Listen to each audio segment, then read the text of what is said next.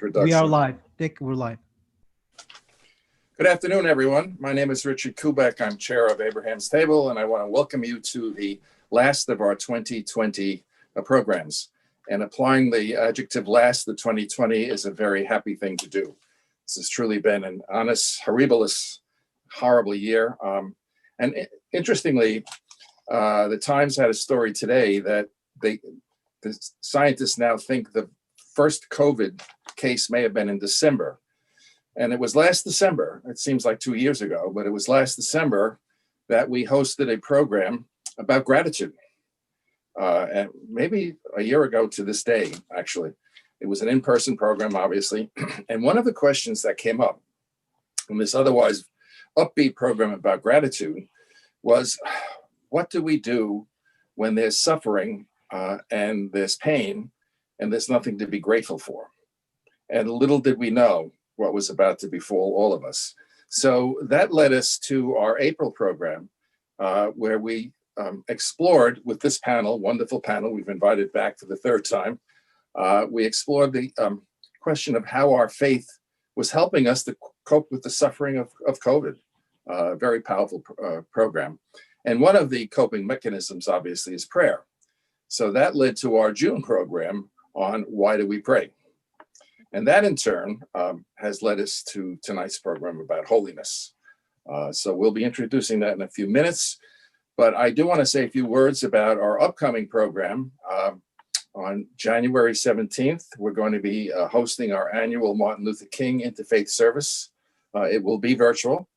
And the theme this year is understanding and healing Long Island's racial divides. So it's very, very timely, given the racial reckoning that our nation has gone through, along with COVID over the last year. We also have two wonderful programs that we had to postpone, but they're not going away. And one of them is a program that's going to be live after COVID on how to have difficult conversations with one another. And the other is an outgrowth of why do we pray? And that will be a program on how and where do we pray? And we're hoping to open our places of worship once we return to them, so we can visit one another, possibly through video or maybe in person. So again, join us on January 17th for Martin Luther King. And at this time, I'd like to turn the program over to our moderator, Deacon Jean Dougherty, and we will begin. So thanks again for joining us. Hello, everybody. My name is Deacon Jean Dougherty from St. Andrew's Lutheran Church in Smithtown and Abiding Presence Lutheran Church in Fort Salonga.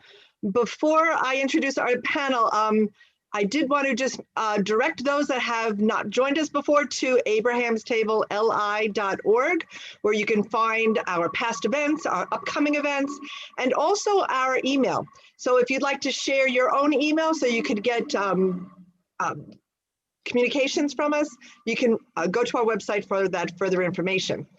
Okay, so our format today, before I introduce our panel, for the next hour, we're going to have 4 questions, and we're going to do a round robin with each of our panelists. And then for our last half hour, you'll be able to ask your questions. So as you're listening, you can put in the chat, and we'll get to your questions. Mehmet Tatik from our committee is our tech support, and he'll make sure all of your questions get over to us, and we'll answer as many as the panel has time for, concluding about 5:30. Okay, so on to our panelists. First, we have Rabbi Jeffrey Klepper, the spiritual leader of Temple Beth El in Huntington since 2003.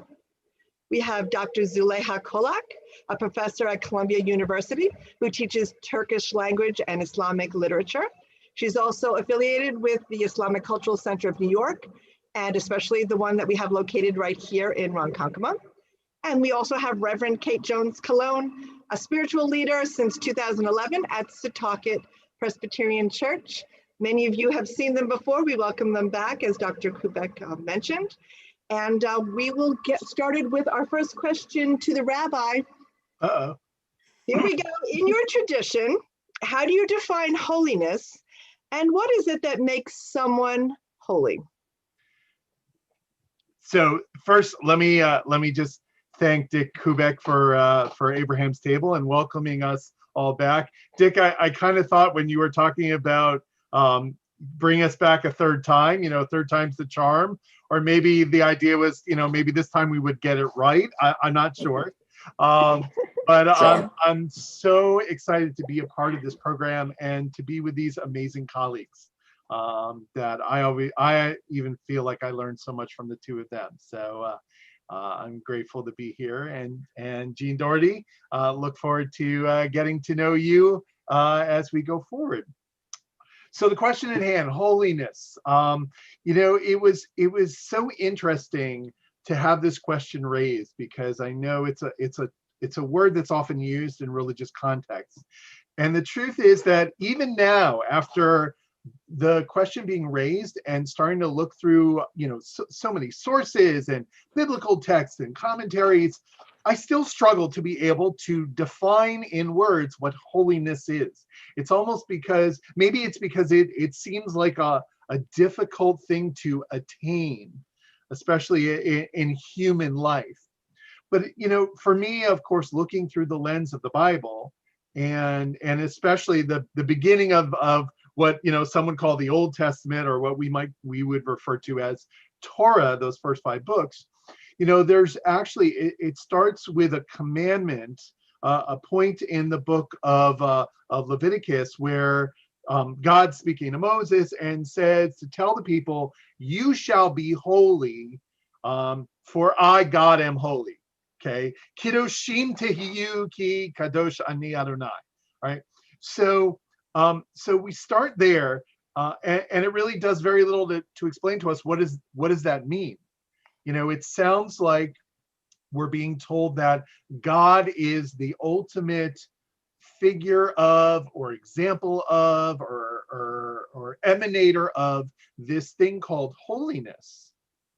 But then there's almost like, okay, let's try to figure out what this means, whether that's based on what comes directly after it, which is a whole bunch of rules that the rabbis long ago called the Holiness Code, or it's all these other stories and events and things happening using the same word. And Hebrew has a lot of grammar connections that I won't go into and really bore the socks off everybody.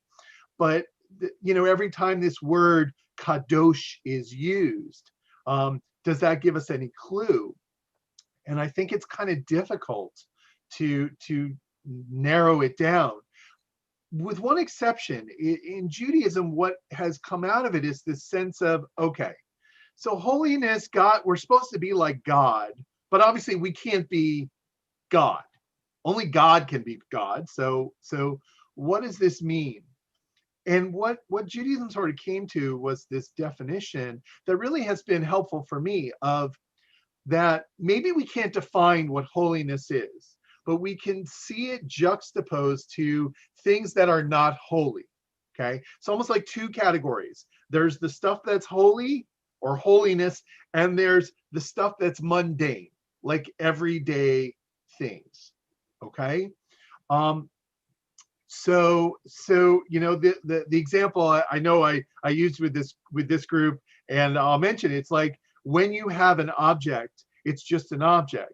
But when you use that object in a particular way, all of a sudden it takes on this sense of holiness. Okay, if I light a candle in my house because I like candles, or I like how a candle looks, that's just a candle. But if I light a candle on Friday night because it's Shabbat, then that's holy. So holiness kind of seems to suggest, at least from the Jewish perspective, this sense of specialness, this sense of maybe to some extent godlike, although again we have to unpack what that means, which is a kind of a long venture unto itself.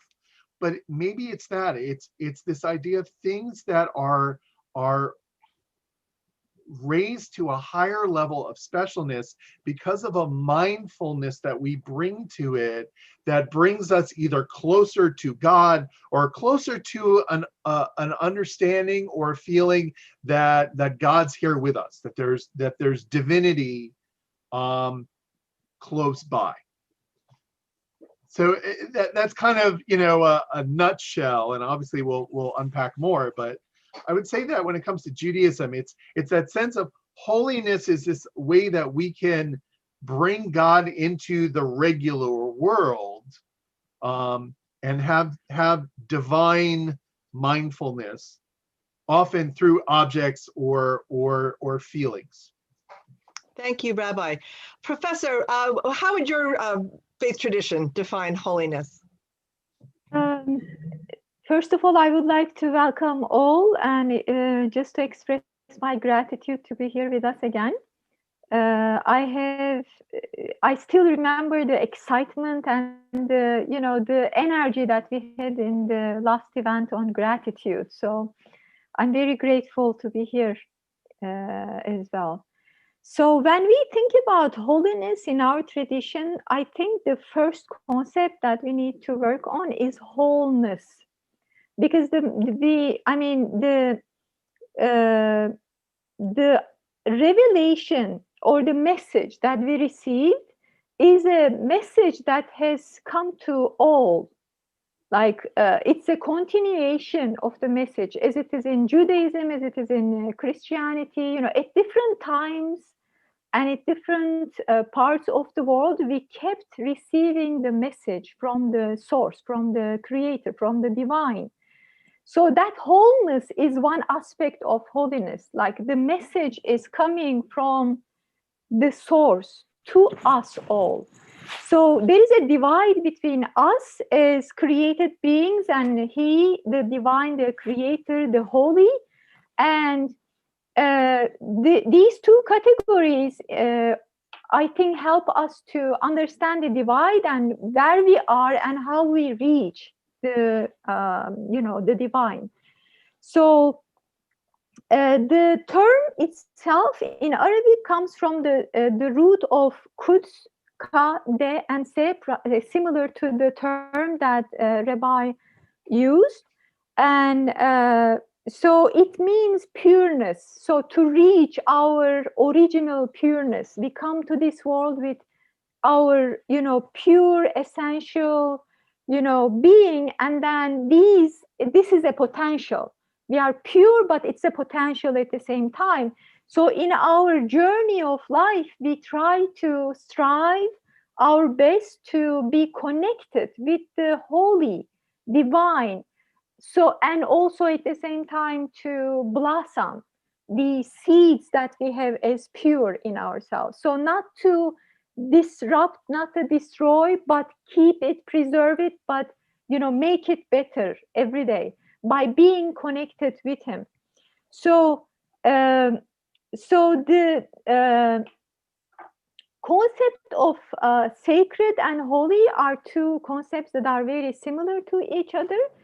For us, in our understanding, like we do not become, God-like, but we become closer to him. We become, in our understanding, in our connectedness, we become closer to him. And also the perfect, we become perfect in our own being as a human being. There is this concept of perfect human being. So that is the, eventual target of us. Like whatever I strive for in my life here, eventually what comes out of me as a person is my perfection. Whatever, I did here. So to realize this potential, I think the most important thing in this journey is to realize that, first of all, in our own essence, we do not have anything on our own, like we are not the source of whatever we have been given. And also, we are being constantly created as the whole universe is being created. So I am also being created. And also I'm being seen by the divine in each moment. So what makes me become, more connected is that realization that I am in his presence and I'm being seen, regardless of the worship. Like when I go through my everyday life, I need to have that awareness, that consciousness that I am being seen by the creator, right now, so I could act in the best way. I would be able to make the best choices that would come out of, my, givenness, my given nature. So one side of it is to realize that I'm impotent, I'm weak, like as a human, we are very fragile and vulnerable at any time, and embracing this vulnerability also gives us the power and strength to connect with the creator.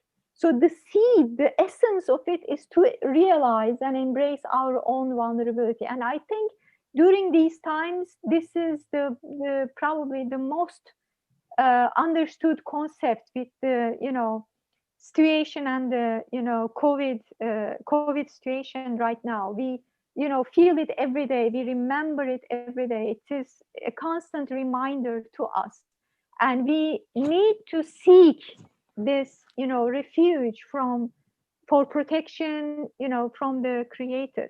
So this realization of being in his presence all the time, at any moment, even when I'm sleeping. Like before I go to sleep, I do make my prayers because I don't know whether or not in the morning I will be able to wake up, right? So we are that vulnerable.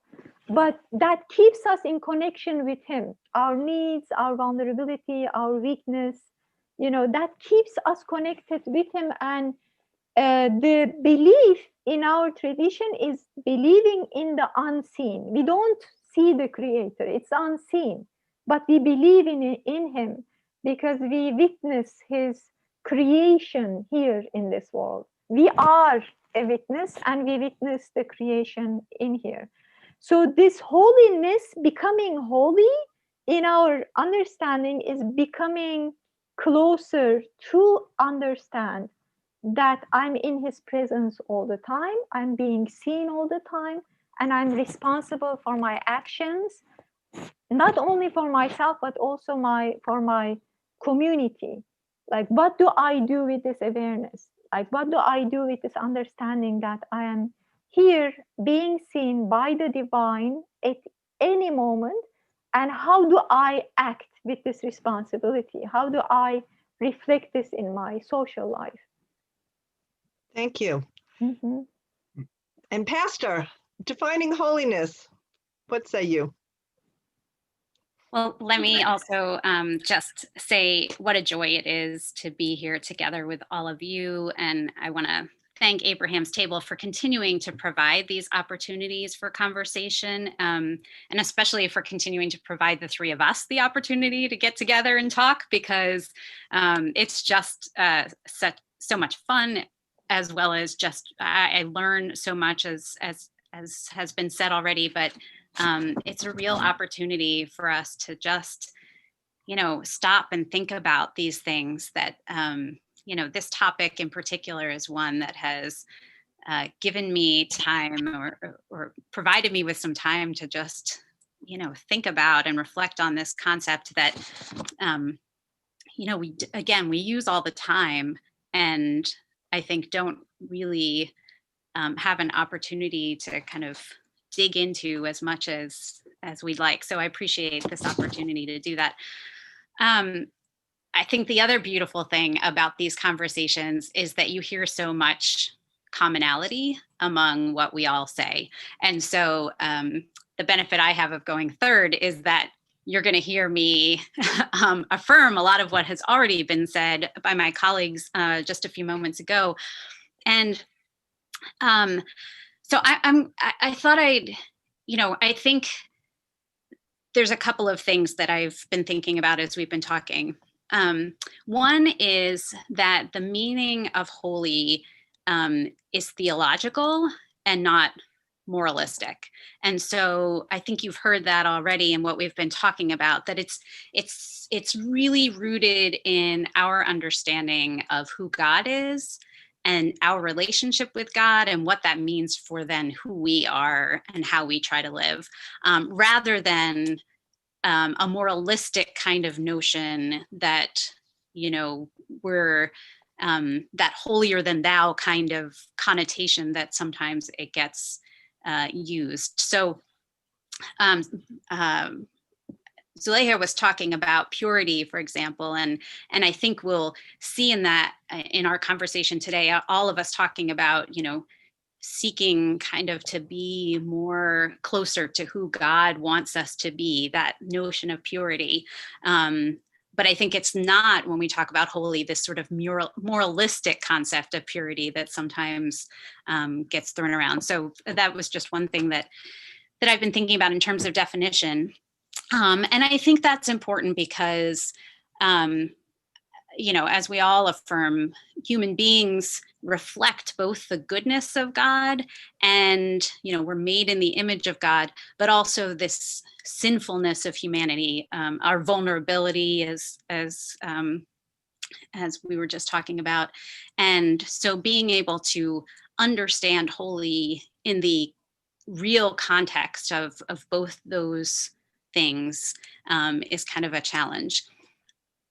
I think in the Christian tradition, we pull a lot in our understanding of holy from that kind of original Hebrew meaning of being cut off or being separated, something that God sets apart as holy, something set apart or dedicated for the service of God. And so, I was thinking about how this plays out in how we understand both God in the Christian tradition and the church, and then the people of God. And so in Christianity, because we have this Trinitarian faith in which we understand in this very confusing way, God is three persons. We have these manifestations of God as, Jesus being set apart as the Word of God, as the Holy One of God. We have this understanding of God, the Holy Spirit, God being in and among us, and that the holy is both somehow altogether different from the created world and yet very much in the world and present with us. And the Holy Spirit being this presence, but also the work of God here and now in our individual lives, in the church, in the world. And then when we're talking about the church and holiness in the context of the church, again, we go back to this idea that, each of us and the church itself is a mix somehow of, saint and sinner, of the goodness of God and the sinfulness of humanity. And so the church itself, is a human sinful institution.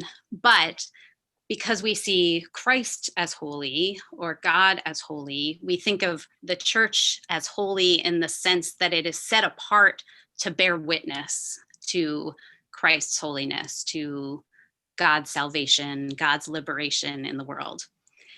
And then I think when we're talking about us as individuals, as people in the Christian tradition, we use the word sanctification.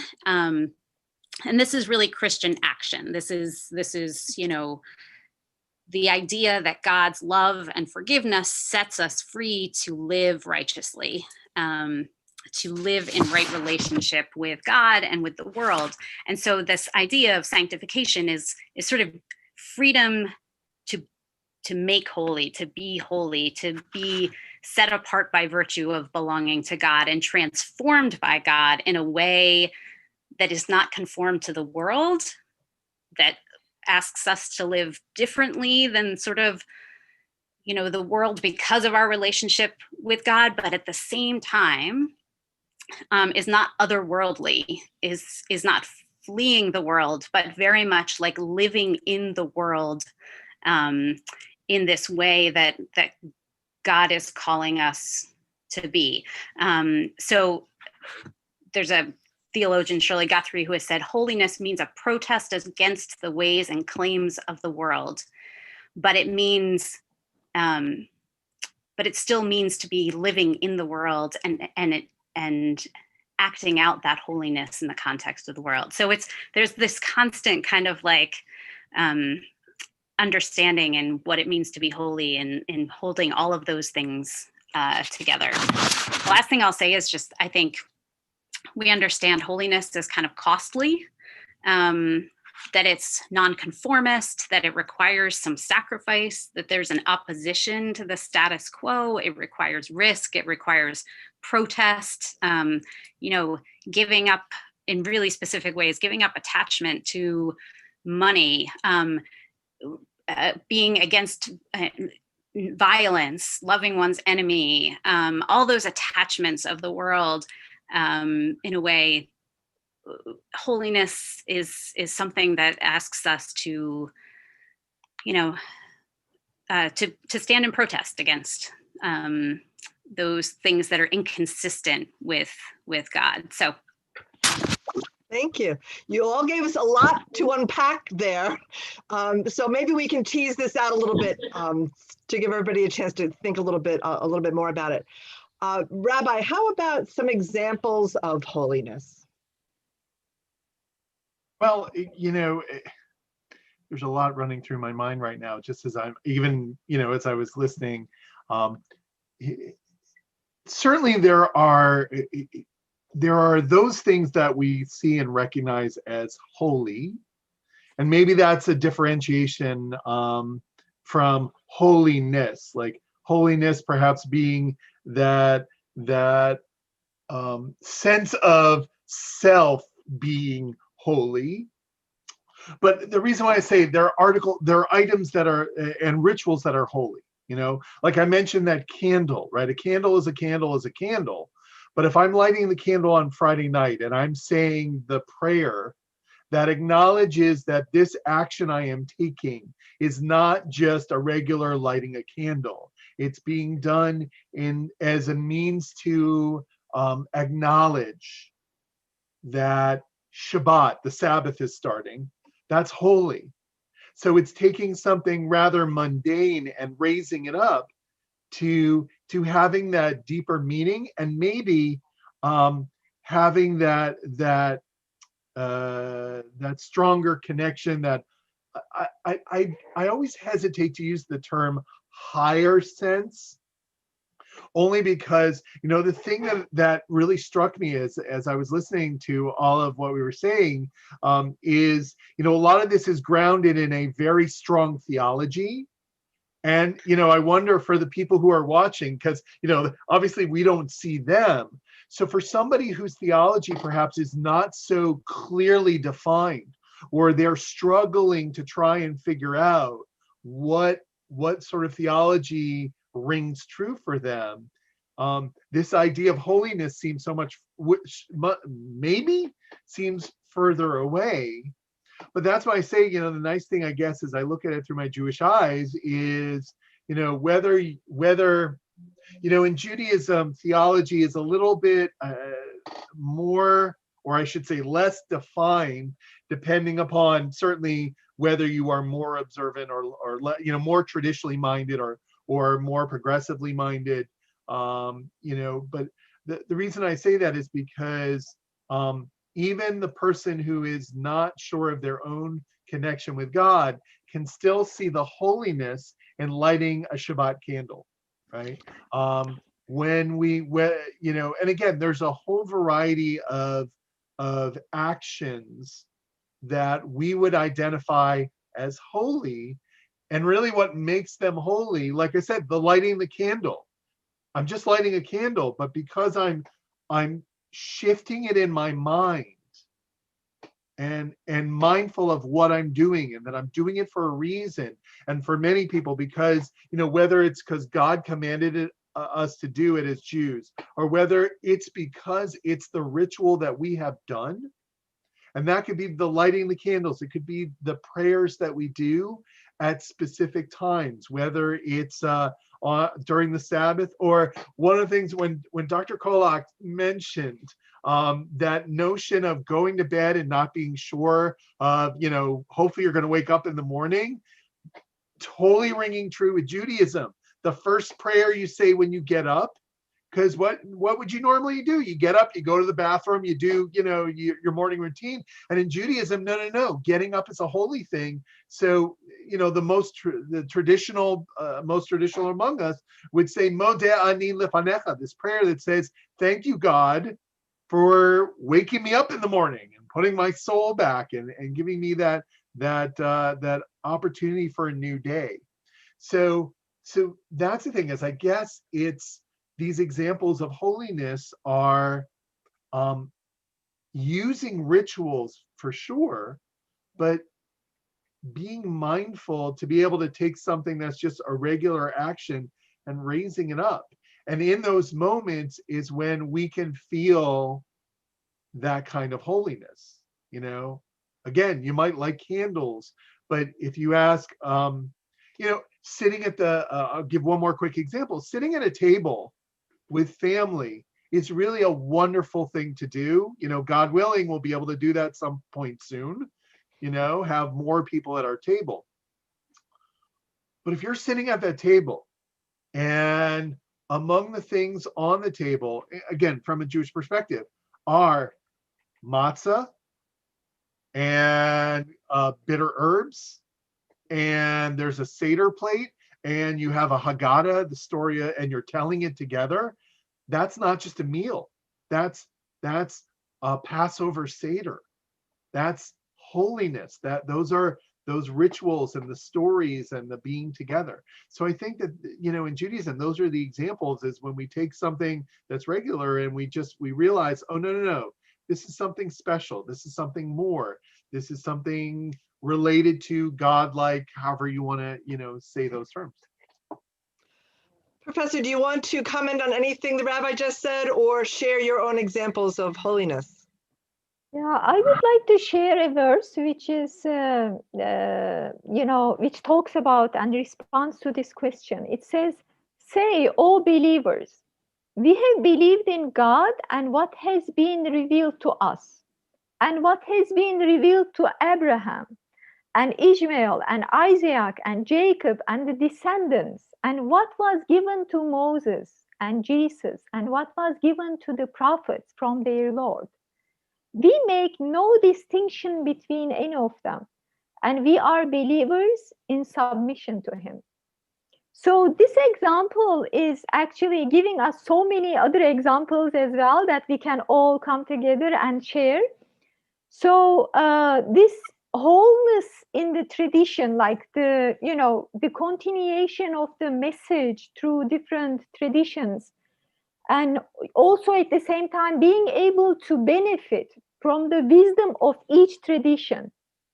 I think it gives us so many examples, and one example that has affected me so much, so that, you know, because of my name being Züleyha, the story of Joseph has become like a story I kept, you know, working on in the different traditions in the Bible and the Quran for years. So the story of Joseph actually shows us how you can be connected in the ups and downs of your life.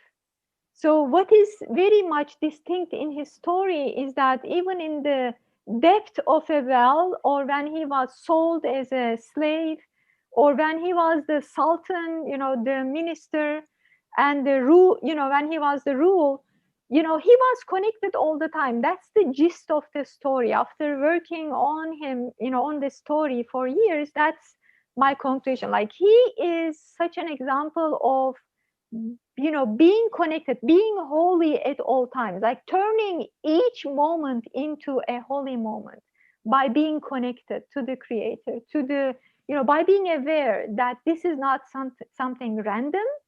This is not happening haphazardly. It's coming from the Creator. It's coming from the source. So I receive this with that awareness.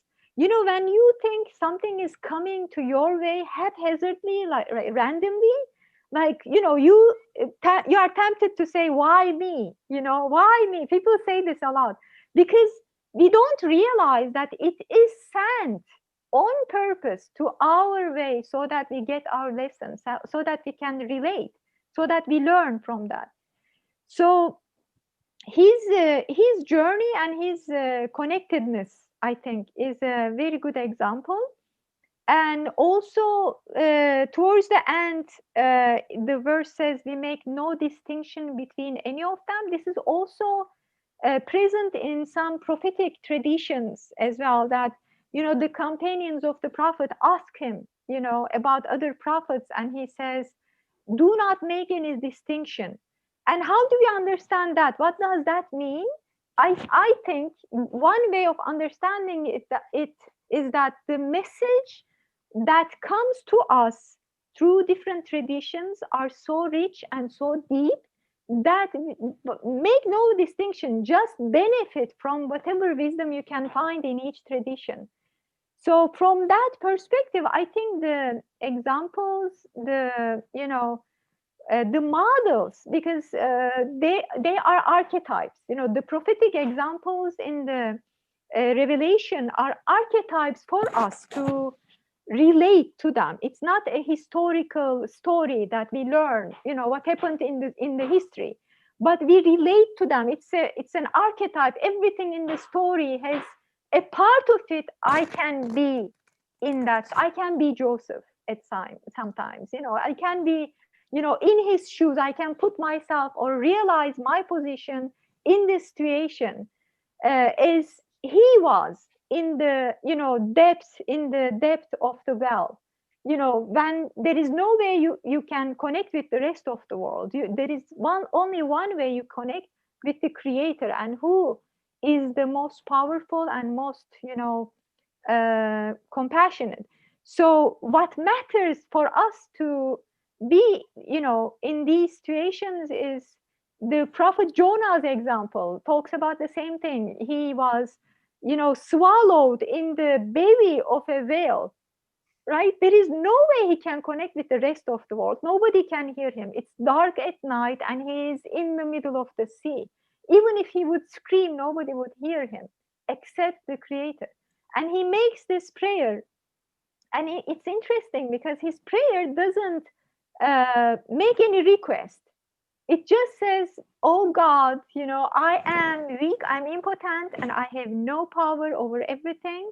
You have the power over everything. You are in control of everything. So by making this distinction, by realizing our true reality, even though, in life sometimes we are up and down, we are connected and disconnected, we forget this reality, but we are weak, we are not in power. And all those claims and illusions that we may have at some times in our lives are actually in vain. It's not true. Like that, we realize this especially when we are in vulnerable situations. And the prophet Jonah's example also teaches that. So the revelation is full of examples, and I'm sure we can relate to each other very well in these terms. Thank you. Thank you. Pastor Kate, you want to comment on anything Zuleyha said, or did you have an example of holiness you wanted to share? Yeah, so I'm probably going to refer back to both things that were said, because I'm just seeing so many connections here. I was actually thinking of the story of Moses when we were thinking of examples, primarily because there's this moment at the burning bush where there's this specific interaction between God and Moses that's, take off your sandals, you're standing on holy ground. And so I was I wanted to look back at that and think more about what that's about. And just to recall the story a little bit, Moses is going about his business and comes up to this bush that looks like it's burning, but it's not, falling apart. And here's this voice that says, calling his name. And then this voice says, come no closer, remove the sandals from your feet, for the place on which you were standing is holy ground. And then this voice that Moses hears is self-identified as God. And the question is, what makes this ground holy in this moment, right?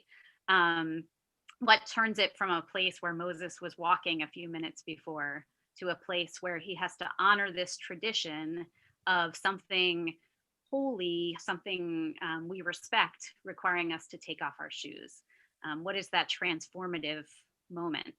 And so Terence Fredheim, who's a commentator, talks about this and says, the ground in that story is now holy because of God's appearance, first of all, not because it was already holy. So there's no intrinsic holiness here. And that's going back to what Rabbi Klopper was saying about the candle, right? The candle can be just a candle that we enjoy, or it can be transformed into this holy thing in this holy moment. And so then the question is, what is that transformation that happens? And it seems that it's because of the divine purpose for that place.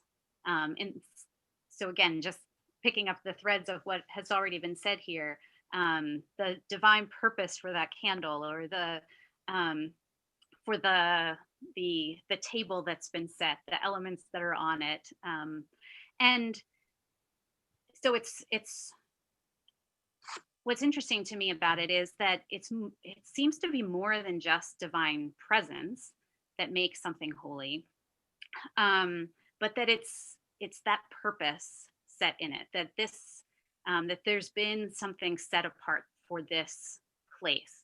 And we see in that story of Moses that place gets set apart for a divine purpose in the future, not just in this moment with Moses, but that becomes a place that is, holy on several occasions. And so, if it's something about being set apart because of God's intention for it, I'm thinking in the Christian tradition, we see this similar to, the table being set for the Sabbath. On the communion table, we have ordinary bread, ordinary wine or juice, and somehow those things become holy in the ritual and the transformation that happens in communion. However, Christians of different strands understand that to make sense. And so the other thing I think is just because we're in the Advent and leading up to Christmas season, we're kind of diving in right now into the birth story of Jesus and looking at that again and revisiting that as we always do this time of year. And I'm struck by just this notion in all of these biblical stories about our understanding that there's some kind of divide between the divine and human. And yet we see God crossing that all the time, that there's this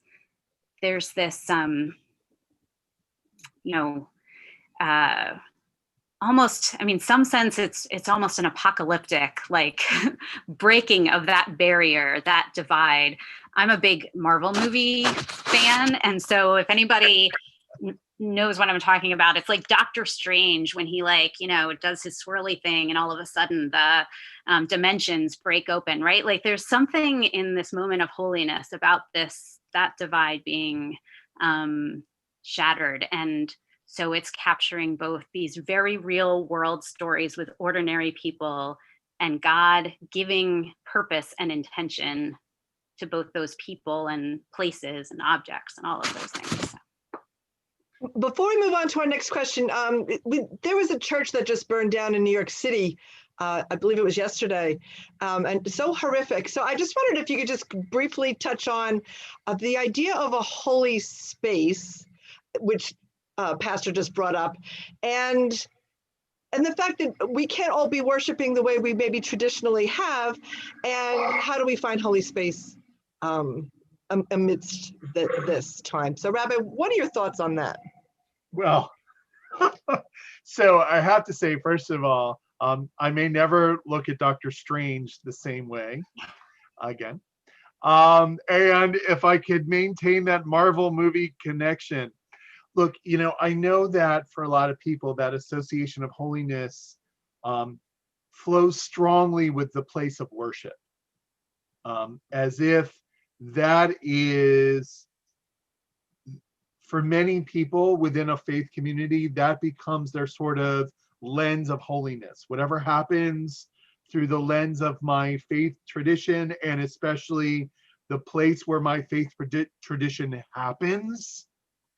You know, that's where holiness is, right? So I would imagine, and I know that I did hear about that tragic story, and you know, I heard some interviews of church members, and you know, of course they're devastated, but I at least heard one person basically speak in the way that and Pastor, this is where the Marvel connection, you know, one of my favorite movies of the Marvel world is actually Thor Ragnarok, where there's this moment where it's said several times that Asgard is not a place, Asgard is a people. It was kind of the message being that it's not always about the location, right? That their people could, anywhere where they gather can still be that, if you will, that place for them. And I think that, especially in the Jewish tradition, you know, one of the things that's very clear in the Jewish tradition is that when it comes to rituals, which are really those moments that all of us have, regardless of your faith community, are those moments to bring in the divine, to feel God's presence, if you're, you know, kind of into those kinds of theological terms. But the holiness especially comes when you're able to do these seminal rituals. And keep in mind that half of the rituals, at least half, if not more, of the rituals in Judaism are done at home. Yeah, they come here for services and for certain moments, but you know, that lighting of the candles that I mentioned, that's supposed to happen at home. So, you know, for the Jewish community, and I think it can be said for any community, right? That, you know, yes, it's nice to be able to have our location where we are. But, you know, one of the most beautiful things I remember is over the past few years, there have been some interfaith community programs that have, you know, in the Huntington area that have involved teens. And one of my favorite things is I think we had a program at Our Lady Queen of Martyrs. And as part of that program, there had to be a time when the Muslim group went and prayed. And that was phenomenal. We were in the Catholic Church and the Muslims were still able to pray there. You know, we gave them their space and they were so gracious and invited us to, not that we had to walk away, that we could share that moment with them. So I think what's neat is, you know, when to hear that a church burns down or a synagogue or a masjid or mosque, it's awful. But to know that maybe if we are talking about holiness being an opportunity to engage with the divine, to know that we can do that, and it doesn't have to be inside the church or the mosque or the temple. It can, or the synagogue. It can be wherever we come together and say, hey, let's do this. That we can have holiness there. Dr. Kolak, anything you wanted to add to those comments? Yeah, I would like to add that the holy space in the Quran, in the, you know, in our book, is described as, you know, we have a few concepts that fall into that category. Which one of them is Kaaba, the, you know, where the, you know, pilgrim is done, and once a year or once in a lifetime, depending on our, you know, financial state. And the other one is Masjid, the place of worship. So this concept of Masjid is different than mosque. Mosque is, you know, specifically solely devoted to the worship. But Masjid can be anywhere. Like one room in your home may be Masjid. Or there is also the verse in the Quran, it says that the earth is your Masjid. The earth is your place of worship. So I think we wouldn't be wrong if we say that right now Zoom is the holy space for us. Right now we meet on the, you know, cloud, right? We are not even on earth. We are in atmosphere somewhere meeting together. So it's the holy space for us now. So there is no excuse, because I mean, for our 5 daily prayers, there is no excuse, like, you know, because we need this connection all the time. we need our hearts, our, souls, our spirits. We need that connection. We need to nurture ourselves to remember that, we are, being protected, we are safe, we are loved, and we are, we have compassion towards us. So I think right now the,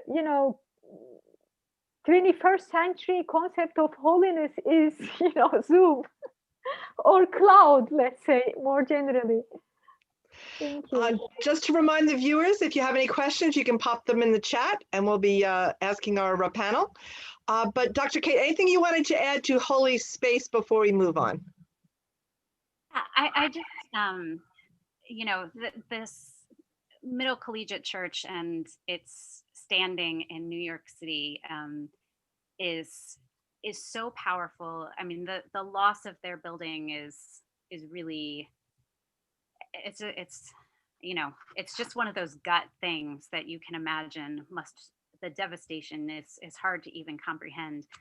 But at the same time, that particular congregation and their pastor talk all the time about revolutionary love, and that their purpose as a community of faith is about being revolutionary love in the world. And since that happened, Jackie Lewis, their pastor, has emphasized how that doesn't stop because they've lost their building, and as they continue to grieve so deeply that holy space that they have, and that has been lost so tragically. At the same time, they know that loss can't stop this revolutionary love that they live out in the world. And that has, I think, been a really powerful testimony just in the wake of that, and an important conversation that I think we're all having in the midst of this pandemic about,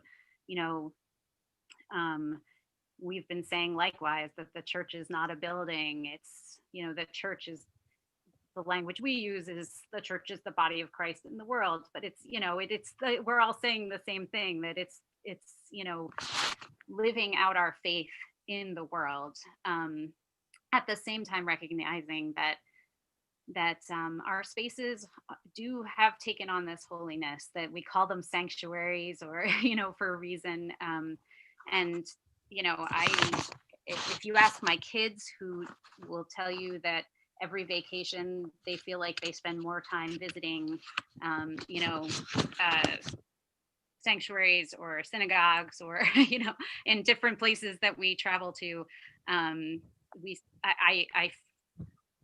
always overwhelmed by the beauty of and the power that is in those spaces. And yet I think we've learned really important lessons and been pushed as faith communities to understand better our purpose, the reason, God is asking us to do and be in the world in this time when we can't locate ourselves sometimes the way we do, in a very insular way, within our buildings.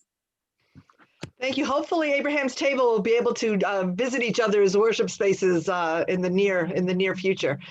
So, Pastor Kate, let me just go back to you. Is there a personal experience of searching for holiness you wanted to share, or what is holy living in everyday life?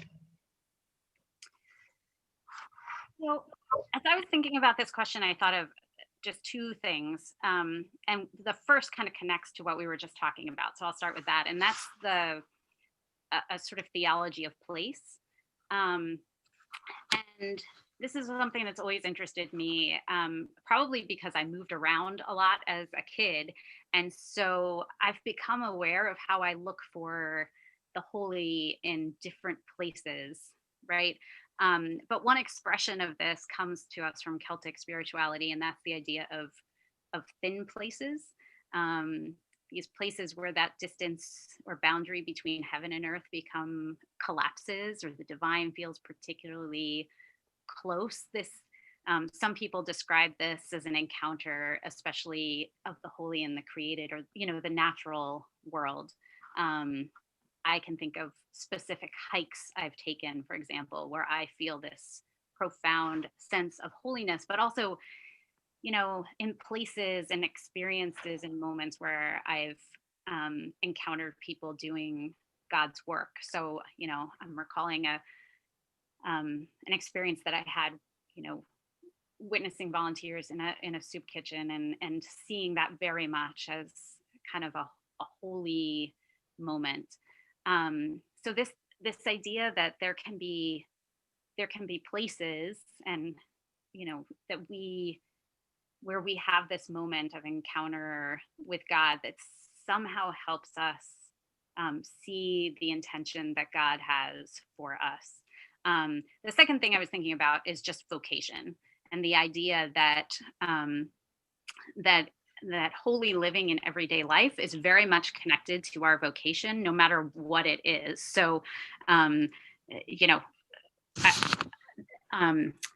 may be clergy now, but I wasn't in my former vocation. And yet I very much understood vocation as a call to live out my faith in the world. And by that, again, I'm not talking about something moralistic, but just this idea that like God sets us all apart for certain work in the world. And so whatever your life's work is, whatever your vocation is, it can be really holy if in the way that you understand it as God setting you apart for that work. So I was a lawyer in my previous career, and I had the privilege of witnessing, for example, I wasn't a public defender myself, but I worked with a lot of public defenders, and I've always said the work that I saw them do was really holy work. It was walking along somebody who had a lot of times no one else to stand by their side. And so I think that's an example of how I see holiness in people's vocations. And I think we could have a whole separate conversation about, our particular vocations, but yeah, I think that's a place where I see that holy living in everyday life.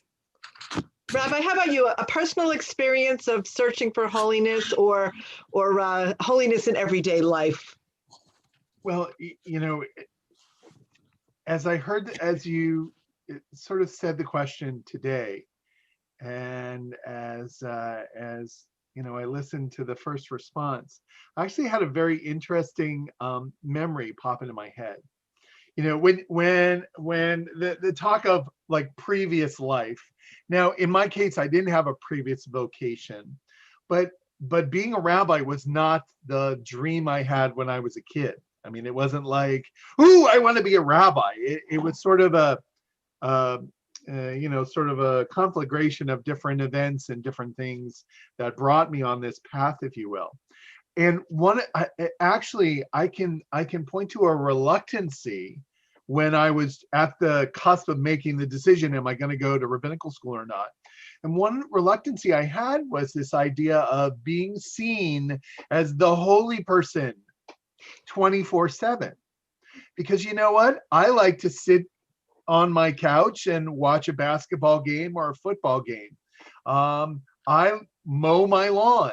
And when I'm mowing my lawn, I'm not walking around going, Baruch atah Adonai, and I'm not davening, and I'm not wearing, a kippah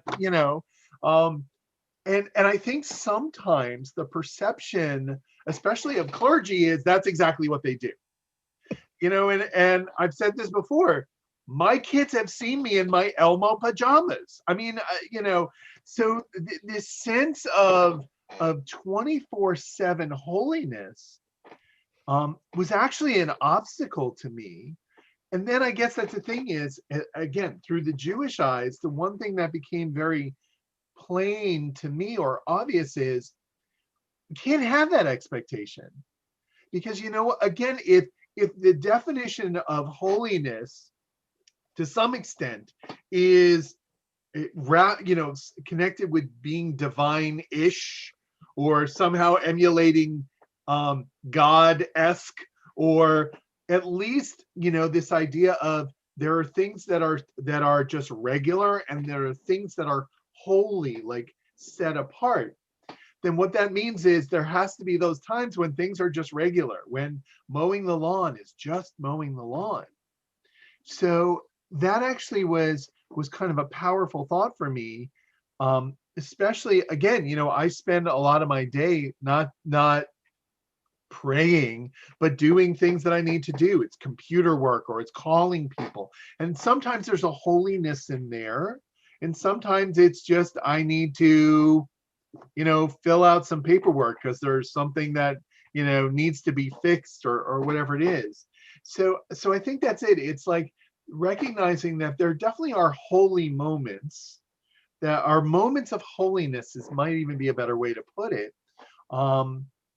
And one of the things that I have found in my life is that, that's the beauty of the Sabbath. The Sabbath is intended, for us, as we call it Shabbat, it's intended to be that time of holiness. It's supposed to be set aside from the rest of the week, because we're doing stuff. We're doing, most people are working during the rest of the week, and we don't have the luxury of stopping and appreciating and feeling that holiness. And I think it would be overwhelming to assume anyone who thinks that they are going to live a 24/7 life of holiness. I'd say more power to you, but I think it's an unachievable goal. Again, I'd love to think that, I don't mean this sacrilegiously, but would the Pope play a round of mini golf if he had the opportunity? I would imagine so, because that's what all of us clergy, we do regular things. And I think all of us as human beings, we do regular things. And what's really neat, what's really powerful, is we have these moments that we can raise up. It is a mindfulness thing. And I think all of us have been addressing that, if not directly, but indirectly. It's when we allow our minds and our bodies and our souls to kind of take a collective breath and say, this is a moment. This is a moment that I'm standing with the divine, or I'm standing and doing something of higher meaning, and whatever it may be. That's powerful. And again, I try every, one of the things I'll sort of, end with this thought is, on most holidays, I'm working. I'm running a service. I'm making sure that all the components will come together to create a powerful moment of holiness, hopefully, for my community. Does that mean it's the most holy thing for me? Not always, because I'm worried about, is this piece going to work, and is this going to come together? And especially as Dr. Kolak says, Zoom is our new place of holiness. So is the video going to work? Is the audio going to work? There's a lot of those things that I think are hindrances to holiness. But there are moments like, just for me, everybody talks about Rosh Hashanah and Yom Kippur because those are the big ones, like Easter and Christmas are the big ones, like, certainly Ramadan, a lot of focus, and Eid and whatnot. But right after Yom Kippur is done, a few days later, we have Sukkot, which is a holiday where we're supposed to erect these booths like our ancestors supposedly did as they wandered through the wilderness, that, kind of a temporary booth. That's holiness, because what I do is I make one at home, and I'm able to just kind of make it on my own and spend some time in it. And so those are the moments when I can put everything else aside and say, this is going to be holy for me. That's an example. Thank you. Yeah. Dr. Kolak, how about for you, a personal experience or a holiness in everyday life? This is a great question, because we used to go to worship in holy spaces in the past, before the pandemic, right? Because our goal was to seek this holiness to seek the closeness to the Creator. But now these spaces have been transformed into selfless acts. How do we seek how do we seek to please God? Now we go to, we turn them into acts of charity. Now we serve, I think we can call it service, right now. Worship equals to service right now. Like the food banks, the homeless shelters or the blood donation centers, these places are now the transformed holy spaces where we can seek the, pleasing to the Creator. So one leg of our understanding of holiness is service in the community. So these are the vulnerable moments that we all go through as the whole world. And, we have this concept of active patience. So patience is not just to sit there and, try to, keep calm. It's you just go out and do your best to serve. When you do this service, even in the most vulnerable moments, in the most painful moments, this is what keeps us alive, to be able to serve and to be able to realize that with our service, we can touch in other lives and make an impact on the life of the community. And, that is also right now, I think, the most important way of seeking holiness in everyday life. What else we can do? I mean, we can see the results in our hearts, when we do such a service. We feel that, yes, I did the right thing. I was able to serve. I was able to help somebody. So I think, for example, just right now on the screen, we have, each tradition represented. This is a space of holiness. Like we brought together, all these traditions, and we are seeking together the understanding of how we can be closer, how we can seek holiness. I think right now in everyday life, that is the most important part. And, in my personal life, when I felt the most closest, the most holy in my life is, I think, my failure times. I have a huge failure in my life when I was around 18 or 19. In my first years of college, this was an American university in Turkey.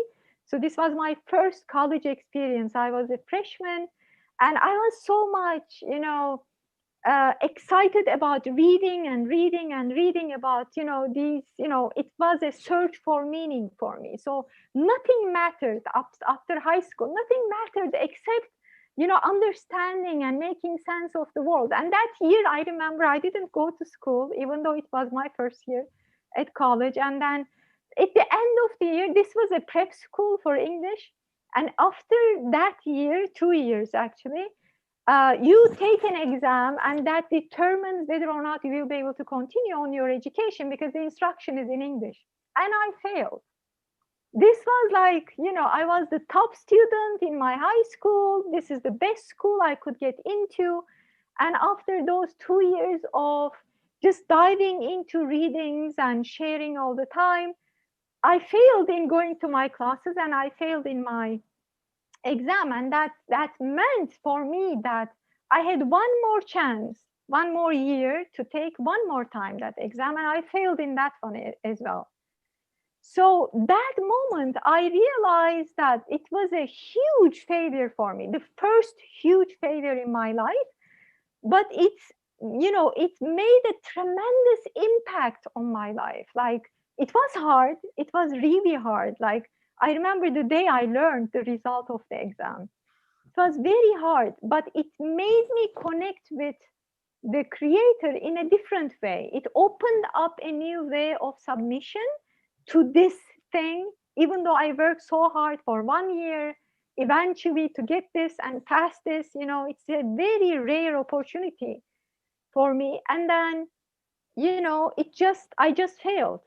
So that vulnerability brought into my life the most precious understanding. Like, it gave me an opportunity to search the meaning of it in the most difficult ways.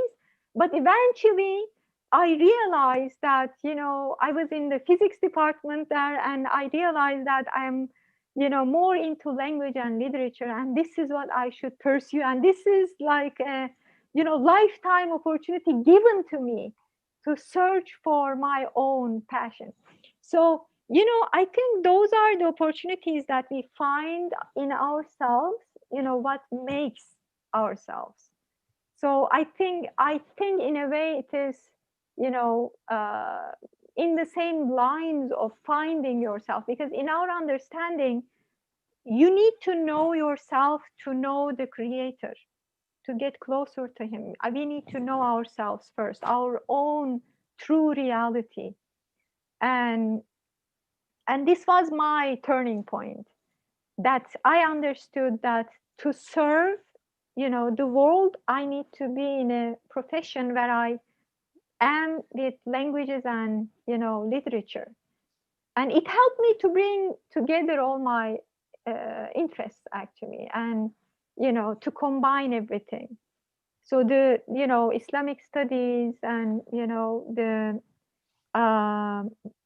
prophetic stories in the literature, that helped me to bring together everything.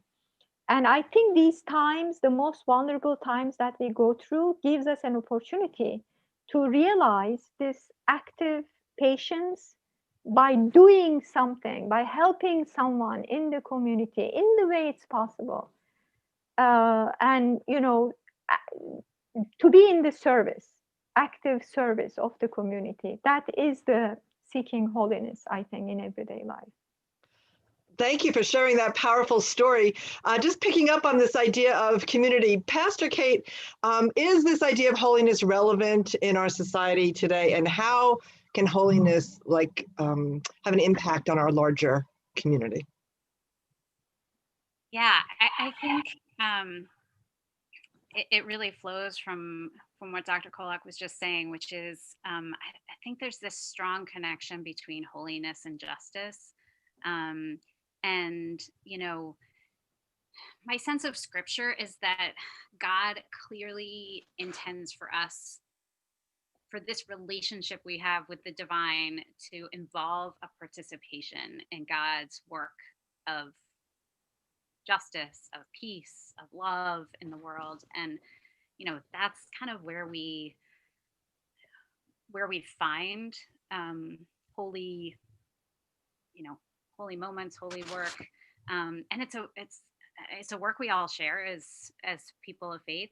I think it's very common and connects all of us. And it sort of poses these questions, like how do we recognize the holiness in one another so that we might do holy work together? How do we get to that point where we're really seeking that transformation of our community and our world in a way that that enables that, God's work of justice to be evident and to be manifest in the world. And I think that's sort of going back, Rabbi Clapper, to what you were saying too about, the role of clergy. I totally agree that holiness from personal holiness is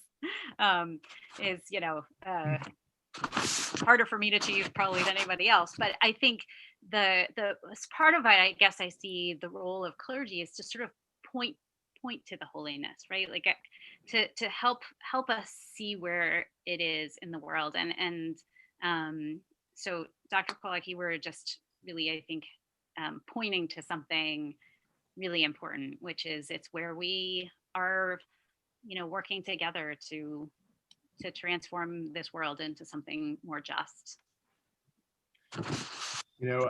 If I may, I don't know if I'm speaking out of turn, and I apologize. It's actually really a fascinating question, which I love the idea. And firmly believe in the idea of seeing holiness in other people. That holiness does exist in other people. And I am confident in saying that the people that I'm looking at right now all feel that way, because we're the kind of people who will affiliate and connect with something like Abraham's table.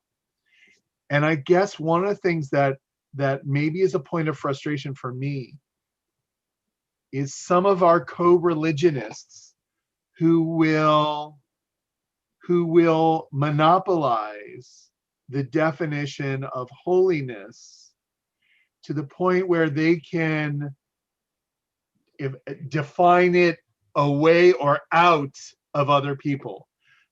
I.e., if you don't believe the way that I believe, if your value structure is not the way that my value structure is, you have no capacity for holiness at all, and therefore are worthy of being rejected.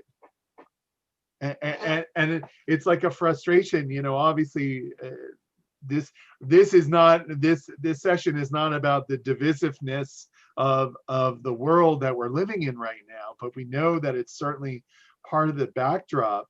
And one of the things I really appreciated in what Pastor Kate said was this idea of, you know, if only we would, our first reaction would be, oh, you're a human being, there's holiness in you. It would go so much further to being able to foster conversation, as opposed to the opposite, which is I think what happens now, is if you're red or if you're blue, if you're this or if you're that, if you believe X or if you believe Y, then therefore only that falls into the category of potential for holiness. Or perhaps even more so, if you believe the other way, then it's completely, holiness is not possible. And that's, you know, that's a place where perhaps religion has undone itself. You know, if I can add something to the point that Rabbi Klopper just made, human being is, you know, human heart actually is the place of God. So there is a saying in our tradition that, you know, this is a saying, the wording comes from God, but it comes through the prophet. So it says, I could not settle on earth, but I was able to reside and settle in the heart of a human. So the Rumi is understanding that when you encounter with someone, you see the heart first. You connect with that heart, with that human heart first. So is the place of God, is the holy space that you can find God in there. So I think that gives us, you know, that takes out all the colors in our eyes, all the labels in our eyes, you know, just to see a person as a human being and see the holy space of God in the heart of a human being. I think it's, you know, it's such an amazing truth that we can all, you know, find each other, you know, I think find a place where we can connect and be holy together. Does anybody else have anything they want to share before we move on about holiness in community? Any other thoughts there? There's this really great, actually, as you asked the question that way, there's this great Jewish teaching that points out, remember I mentioned the phrasing in the book of Leviticus, you shall be holy for I, God, am holy. What's interesting is, again, not to get in, not a big grammar lesson, but the way that the word holiness, which it's beautiful, you know, it warms my heart to know that I imagine in Arabic and in Hebrew, there's a lot of overlap in structures and whatnot. But what's fascinating is that when God says to Moses, you shall be speak to the whole community, the word holiness, or holy, is plural. It's kiddushim. It's not a singular word. So there's this wonderful interpretation that says holiness isn't just a thing you find or achieve in singularity or in isolation, that it's something that has to be done through the lens of a community working together. And I've always really, appreciated that sort of idea, that holiness comes not when I sit back and go, I'm holier than thou, but how is it that we can be together, and in that moment together, that's when we can feel holy. The holiness is there with us. So, and just one other point about that, I think this conversation is really helpful because it reminds us that it's God who's holy, right? And that we are all, by virtue of that relationship, that so anyone who claims who claims holiness for themselves exclusively, I think is missing the point on what the holy is. And so Christians do that far too often, I'll just say. All right, so our final question, we only have a few more minutes. Maybe you could each speak to this just for a couple of minutes before we conclude, is that this idea of holidays, and the rabbi spoke about it briefly before, or holy days, indicates that time has holiness. So what does that mean for you, the idea of holiness in relation to time? And Dr. Kolak, maybe you could speak to this first.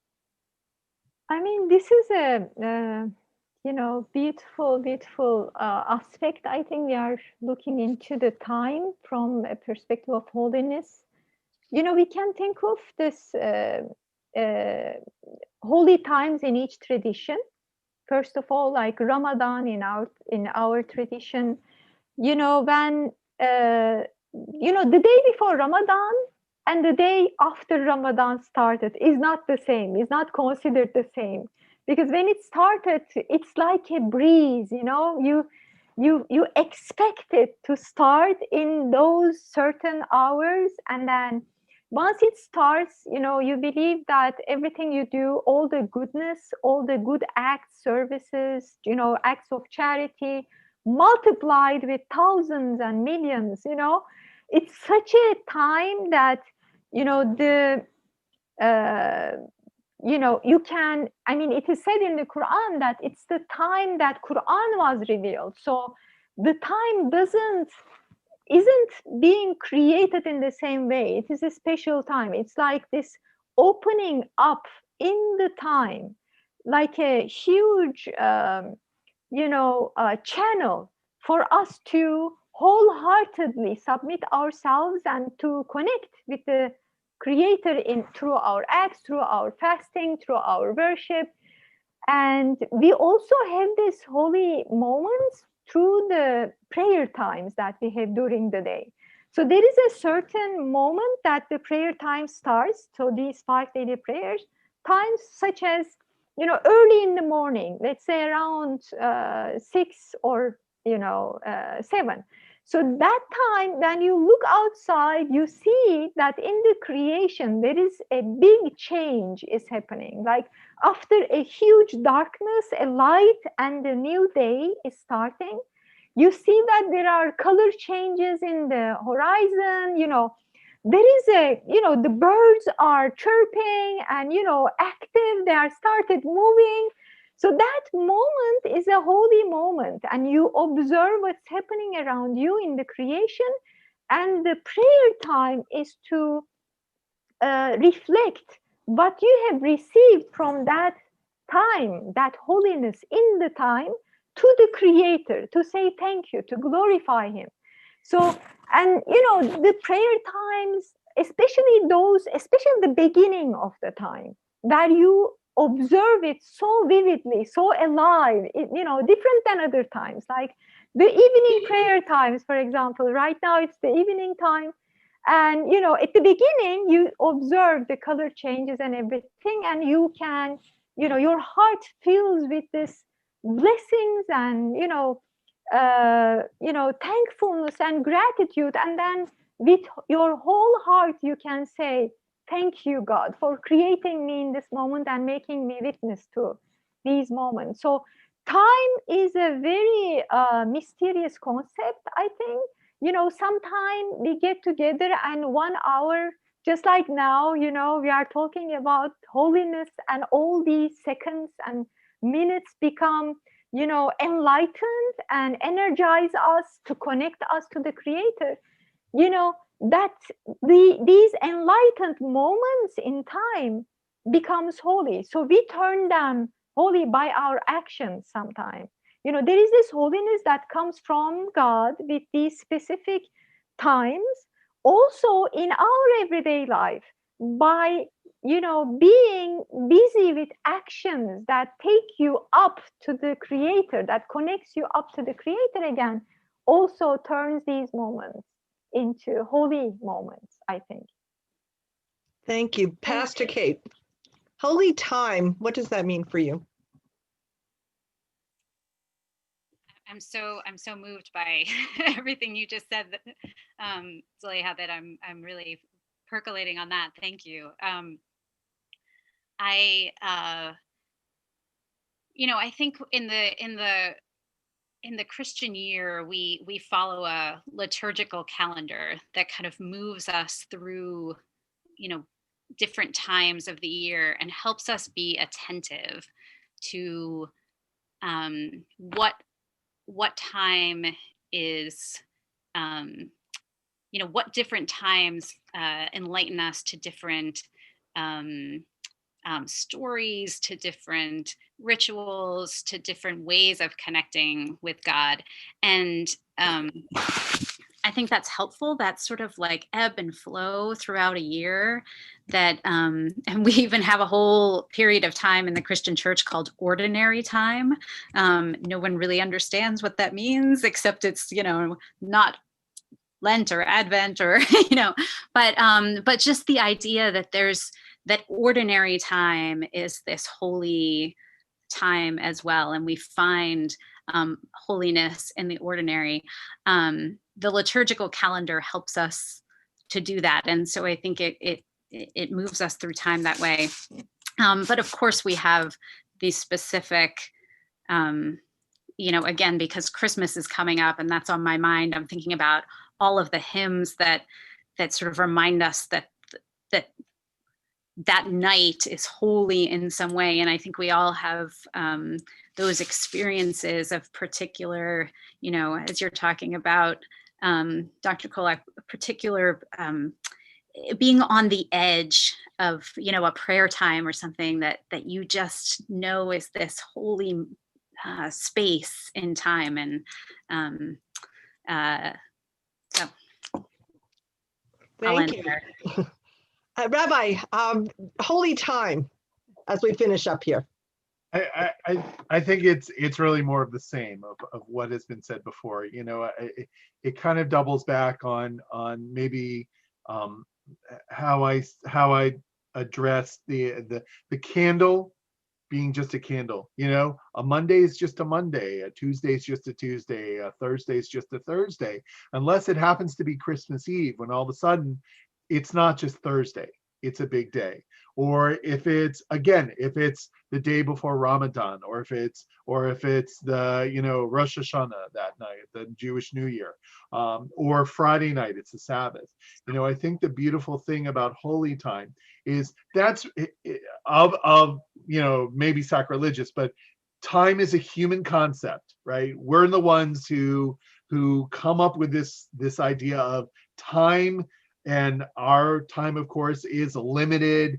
And so it would be easy enough to just live every day, wake up, do what we do, and then go to sleep, and wake up, do what we do. But instead, we have these moments that come from our faith traditions that help us stop, if you will, to a certain extent, but not, and recognize that there's deeper meanings. There are higher elements than just wake up, live the day, and then go to bed. So I think that holy time, just as time is a human concept, in a way holy time is, but what it does is it allows us to have these moments when we it's separate, or we raise ourselves up, or we, again, a higher perspective, or a closer connection with God. But to the nice thing about our faith communities is they have those moments built in for us. We don't have to make them up on our own.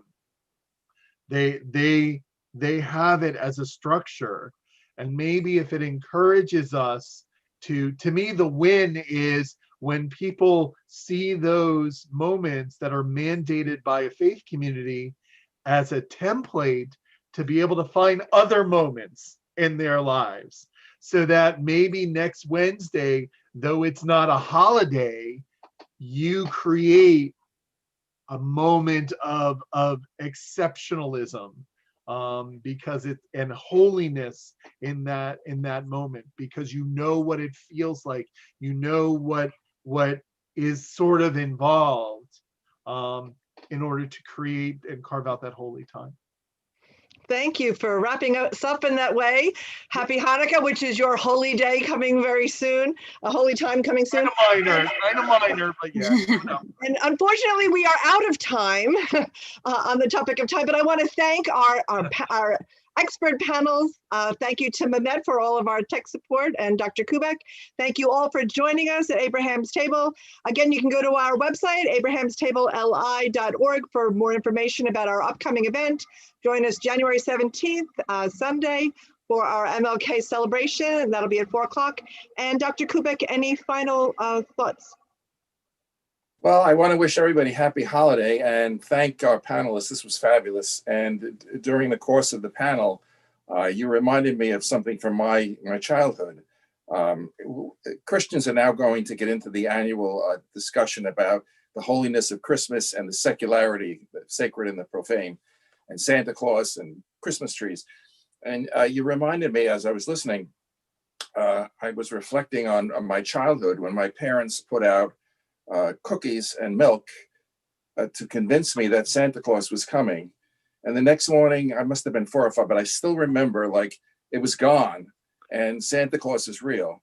And this really has nothing to do with Christmas, but it has everything to do with Christmas, because that was a holy moment.